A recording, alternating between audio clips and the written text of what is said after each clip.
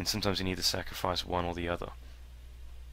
So right away it does render a lot quicker. The other thing though is that our density is actually quite low.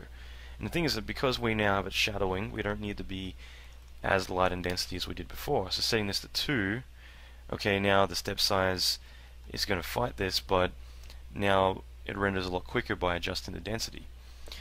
Okay, the thing is that because we had the step size so low, it meant that it stepped through the volume much less, but because there was a lower density, it kind of works the other way to kind of help make it feel a lot softer. Because now it's a little harsher, we actually needed to step through and sample a lot more.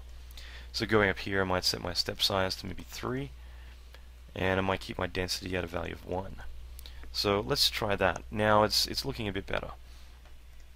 We're getting the nice detail, but it's still looking fairly harsh. So it's just a matter of kind of balancing that out to something that we feel we really like.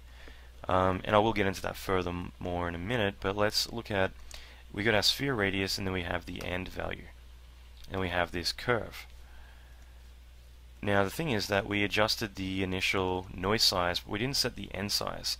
So it initially starts at this value, but then as the sphere scales up, the noise size or texture stays the same. So we need to actually enable this and set an end size for this as well. Looking at this, 10 to 50, that's roughly all it is, like 5 times roughly. So we could set this to maybe, let's say 80, which isn't, it's more like 3 times, but let's try that. The other thing is that our animation curve here is linear. Let's try and match it a bit more to what this is. And rather than just trying to do it by eye, I can actually go up to our curve here, right click, choose copy, scroll down,